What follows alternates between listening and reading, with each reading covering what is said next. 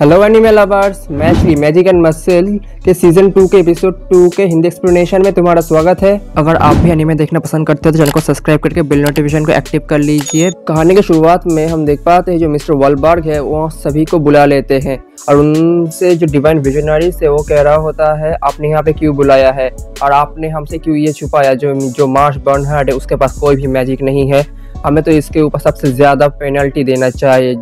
तभी दूसरी तरफ जो वॉलबर्ग है वो कह रहे होते हैं डिवाइन विजनरीज मैं तुमसे कुछ चाहता हूँ, मैं चाहता हूँ तुम इसके जो मार्श है उसको ना सजा दो, क्योंकि जो इनोसेंट ज़ीरो है वो पहली बार हमारे सामने आया है और इसमें सबसे ज़्यादा जिसका जो हाथ है वो मार्श है। हम इसको इस्तेमाल कर सकते हैं जो इनोसेंट ज़ीरो को पकड़ने के लिए। दूसरी तरफ मार्श से जो उसका दोस्त डिवाइन विजनरीज तो कह रहा होता है जो मिस्टर वॉलबर्ग है वो पहले डिवाइन विजनरीज थे, अपने यूथ में वो इनोसेंट ज़ीरो को भी टक्कर दे सकते थे, मैं सिर्फ उनको ही रिस्पेक्ट करता हूँ जो टॉप डॉग है। तभी जो मिस्टर वॉलबर्ग है उनसे कहता है मुझे पता है जो मार्श बर्नहार्ड उसके पास कोई भी मैजिक नहीं है, लेकिन उसके पास एक स्पेशल गिफ्ट है जिसकी मदद से वो पीपल्स के जो हार्ट है उसको चेंज कर सकता है और मुझे लगता है जो फ्यूचर में वो हमको भी चेंज करेगा। हम इस वर्ल्ड को कैसे देखते हैं। दूसरी तरफ हम देख पाते हैं ये सब सुनने के बाद जो बाकी के डिवाइन विजनरीज तो कह रहे होते लेकिन हमको तो रूल्स के मुताबिक चलना चाहिए। लेकिन तभी जो जज था वो बोलता है सभी के सामने मुझे पता है जो मार्श है उसके पास कोई मैजिक नहीं है, लेकिन हमने उसको कमज़ोर नहीं समझना चाहिए क्योंकि उसी की वजह से आज मैं ज़िंदा हूँ, उसके पास मैजिक ना होने की वजह से ही आज मैं ज़िंदा हूँ, इसीलिए मैं चाहता हूँ वो ज़िंदा रहे। मुझे पता है इस बात से मुझे प्रॉब्लम हो सकती है फ्यूचर में, लेकिन मैं चाहता हूँ वो ज़िंदा रहे। दूसरी तरफ हम देख पाते हैं जो हेड डिवाइन विजनरीज था वो कह रहा होता है सभी की बात सुनने के बाद मैं इस डिसीजन पे आया हूँ मैं तो उनको छोड़ दूँ क्योंकि जो इनोसेंट ज़ीरो है वो सबसे बड़ा खतरा है। तभी जो डिवाइन विजनरीज का हेड था वो कहता है अगर मार्श बर्नहार्ड अगर इस एग्ज़ाम में फेल होता है तो उसको यहाँ से निकाल दिया जाएगा। तभी जो मार्श है वो कहता है मैं समझ गया, लेकिन जो मार्श एक अंदाज में कहता है मैं जो इनोसेंट ज़ीरो ऑर्गेनाइजेशन है उसको मैं छोड़ूंगा नहीं। दूसरी तरफ हम देख पाते हैं जो हमारा प्रोटैगनिस्ट अपने दोस्तों से मिलता है, तभी उन सभी को बताता है कोर्ट रूम में क्या हुआ। यह बात सुनने के बाद जैसे उसके दोस्त कह रहे होते क्या तुमको उस डेंजरस ऑर्गेनाइजेशन की तरफ जाना होगा उसको ख़त्म करने के लिए। जो मार्श है वो कहता है हाँ सही कहा। तभी जो मार्श का दोस्त था सभी से कह रहा होता है चलो हम सभी मिलकर घूम के आते हैं, सभी इस बात से मान जाते हैं। दूसरी तरफ जो राइनी है उन सभी का इंतज़ार कर रहा होता है सब लोग कब आएंगे। तभी हम देख पाते हैं जो उसका दोस्त था वो एक नाइट के सूट में आया होता है। इस देखने के बाद जो राइनी था कह रहा होता है तुम इसमें क्यों आए। तभी वहाँ पर मार्श आता है, वो अपने जिम के आउटफिट में आता है। इसे देख के जो राइनी था वो कह रहा होता है तुम फिर से यही ड्रेस पहन के आ गए। तभी जो वहाँ पे लैंसर आता है एक नॉर्मल कपड़ों में, उसे देख के जो राइनी है वो कहता है कोई तो है जो नॉर्मल ड्रेस में आया है, लेकिन वो जैसे ही अपने ड्रेस को खोलता है वो देख पाता है उसके सिस्टर को। तभी कहता है ये तो बोल भी सकता है। हम देख पाते हैं सभी लोग अपना प्रैक्टिस शुरू कर देते हैं अपने कॉस्ट्यूम में। ये सब देखने के बाद जो राइनी है वो कह रहा होता है मैं किस ग्रुप के साथ जा रहा हूँ घूमने के लिए, लेकिन वो सभी लोग नॉर्मल ड्रेस में जाने लगते हैं, स्ट्रीट को घूमने लगते हैं। तभी वो देख पाते हैं स्ट्रीट में एक खेल को जहाँ पे सभी लोग एक बियर से एक आइस को शूट कर रहे होते टारगेट पे। ये देखने के बाद जो मार्श था वो कह रहा होता है बहुत ही ईजी है चलो मैं इसे ट्राई करता हूँ। तभी वो जैसे ही जाता है जो आइस का स्पाइक था वो उसके दोस्त के पूरे हेड को लगता है, लेकिन जो मार्श था वो कह रहा होता है लगता है सॉरी मेरी गलती है जो तुम्हें लग गई। लेकिन तब उसका दोस्त आता है और इस बार वो ट्राई करता है, लेकिन इस बार वो डायरेक्ट मार्श के हेड पे लगता है और उसका दोस्त कह रहा होता है सॉरी ये मेरी गलती है, लगता है गलती से लग गई तुम्हें, और वो लोग मज़े करने लगते हैं। लेकिन दूसरी तरफ वो सभी लोग अपना खेल को कंप्लीट करने के बाद जाने लगते अपने डेस्टिनेशन पे जहाँ पे उनको अपना काम है। लेकिन तभी उन रास्ते में जो लैंसर था वो कह रहा होता है जो डिवाइन विजनरीज का एग्ज़ाम है अब जल्दी होने वाला है क्योंकि इनोसेंट ज़ीरो की वजह से। तभी जो लैंसर था वो मार्श से कहता है हमारे पास बहुत सारे कॉइन हैं जिसकी मदद से हम इस एग्ज़ाम में तो एंट्री कर सकते हैं, लेकिन मार्श मैं तुम्हारे ऊपर बिल्कुल भी ईजी नहीं होऊंगा मेरे सिस्टर की वजह से। दूसरी तरफ वो अपने डेस्टिनेशन पर आ जाते हैं, वो एक मैजिक स्टाफ के शॉप में आते हैं, वो एंटर करते हैं। तभी जो शॉपकीपर था उनसे कहता है तुम्हारा स्वागत है बच्चों। तभी वो सभी लोग अपना स्टिक को देखने लगते हैं। तभी जो रेनी वो एक प्लेस में जाता है और अपने हाथ को आगे करता है, तभी उस सभी स्टाफ में से एक स्टाफ उसके पास आता है, उसको चूज़ करता है। तभी जो शॉपकीपर था उनसे कह रहे होते हैं जो मैजिक वंड है वो तुम लोगों की मैजिक पावर को बहुत ही आसानी से इंक्रीज़ कर सकता है। तो तुम्हें सही चीज़ को चुनना होगा। तभी वहीं पे लैंसर आता है और अपने मैजिकल पावर को रिलीज़ करता है, जिसकी वजह से उसके पास भी उसका जो मैजिक वंड है वो आ जाता है। लेकिन इस बार हमारा प्रोटैगनिस्ट मार्श आता है और अपने हाथ को आगे करता है, लेकिन उसके पास कोई भी मैजिकल वंड नहीं आता। लेकिन जो मार्श है वो कहता है ज़मीन में वो कौन सा वंड पड़ा हुआ है। तभी जो शॉपकीपर उससे बताता है वो वंड तो बहुत ही हेवी है, जो हमारे शॉप से बरसों से वहीं पे पड़ा हुआ है। उसको आज तक किसी ने समन नहीं कर पाया। उसके लिए किसी के पास मैजिक भी नहीं था, मसल्स भी नहीं था, होने के बावजूद आज तक उसको किसी ने भी उठा नहीं पाया।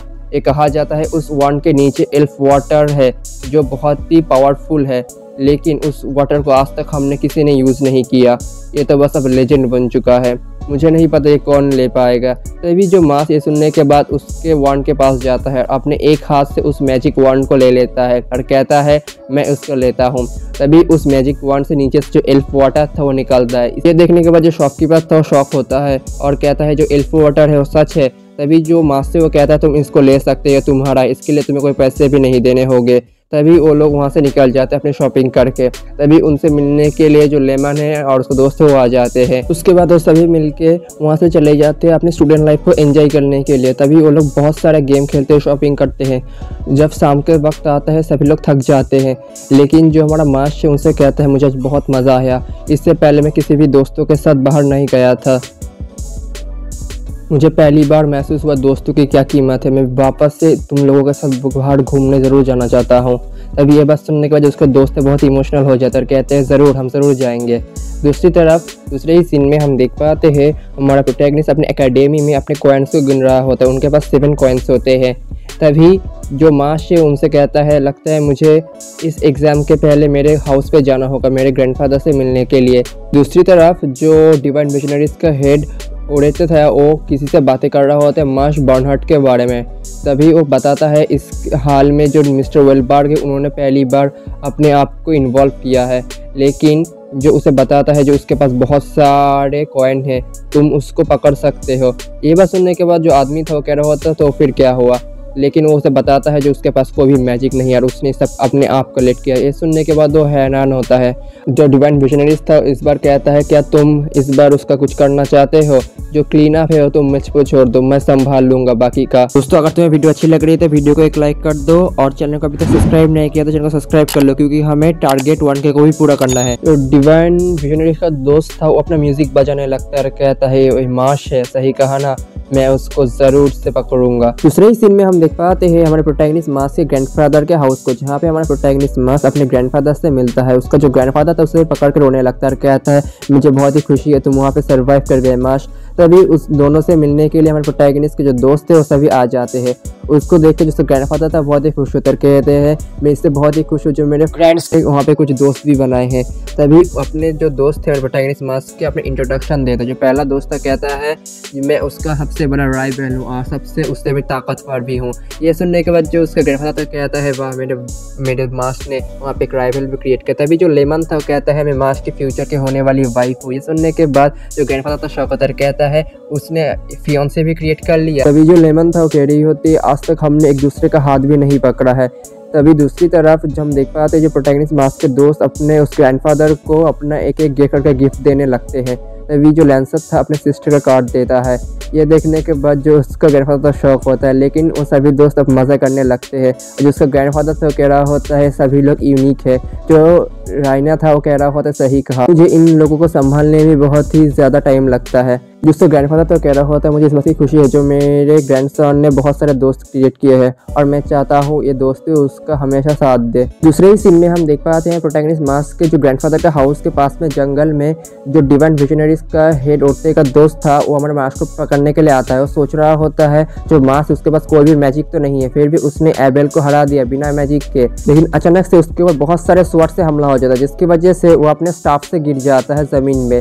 तभी वो कहने लगता है क्या तुम उसके बॉडीगार्ड बन रहे हो स्वॉर्ड केन रईस आर्मेस। तभी जो उसका दोस्त था वो कह रहा होता है मैं तुम्हें उसको पकड़ने नहीं दूंगा, मैं उसको बचाऊंगा। रेनी की बात को सुनने के बाद वो कह रहा होता है अगर ऐसी बात है मैं तुम्हें छोड़ूंगा नहीं, मैं तुमको हरा के ही उसको पकड़ूंगा। तभी वो बता रहा है मैं तुम्हें एक्स्ट्रा चीज़ एक बता देता हूँ कि तुम्हें पता है मुझे बाकी के जो डिवाइन विजनरी से उनका सपोर्ट भी मिल रहा है, तो फिर तुम मेरा कुछ भी बिगाड़ नहीं सकते उसे पकड़ने के लिए।